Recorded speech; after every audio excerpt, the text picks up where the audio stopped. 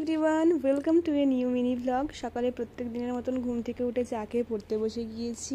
পড়া কমপ্লিট করে রেডি হয়ে নিয়েছিলাম, মার্কেট যাব। আমি, দিদি আর দেবজিৎ তিনজন মিলেই আমরা যাব। তো প্রথমে মিষ্টির দোকান চলে এসেছি, কিছু মিষ্টি কিনলাম আর ব্রেকফাস্টের জন্য লুচি কিনলাম। আর আমরা এখান থেকে, আমি একটা বেক রসগোল্লা, দিদি বেক চমচম আর দেবজিৎ খেয়েছিল দুটো পটল মিষ্টি। তারপরে তো মার্কেটে চলে এসে চপ কিনলাম আর এখানে দিদি খেজুর নিল। সব কিছু নেওয়া হয়ে গেছে, এবার বাড়ি যাবো। আর বাইরে তো প্রচণ্ড রোদ। তো বাড়ি ফিরে এসেই খেতে বসে গেছি লুচি, তরকারি আর মিষ্টি। আর আজকে লাঞ্চের জন্য হচ্ছে ডিমের ঝোল। তো স্নান টান করে লাঞ্চ করতে চলে এসেছি। লাঞ্চে ছিল ভাত, ভিন্ডি ভাজা, করলা সিদ্ধ, শাক ভাজা আর একটা চচ্চড়ি মতন তরকারি, সব সবজি টবজি দিয়ে। আর ছিল ডিমের ঝোল। সবাই আজ আমরা একসাথে খেতে বসেছি, তো ভীষণ আনন্দ হচ্ছিল। আর লাস্টে ছিল আচার, আমার দই। আর বাইরে দেখো কত মেঘ করেছে, বৃষ্টি নামবে।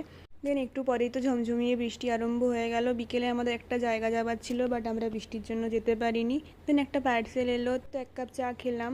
আর পার্সেলটাই ছিল 3 বার্নার গ্যাস ওভেন। আমাদের যে পুরনো ওভেনটা ছিল সেটা থেকে গ্যাসের স্মেল ছাড়ছিল, হয়তো গ্যাস বেরোচ্ছিল, তাই নতুন গ্যাস ওভেনটা নিয়েছিলাম, দাদা অর্ডার করেছিল।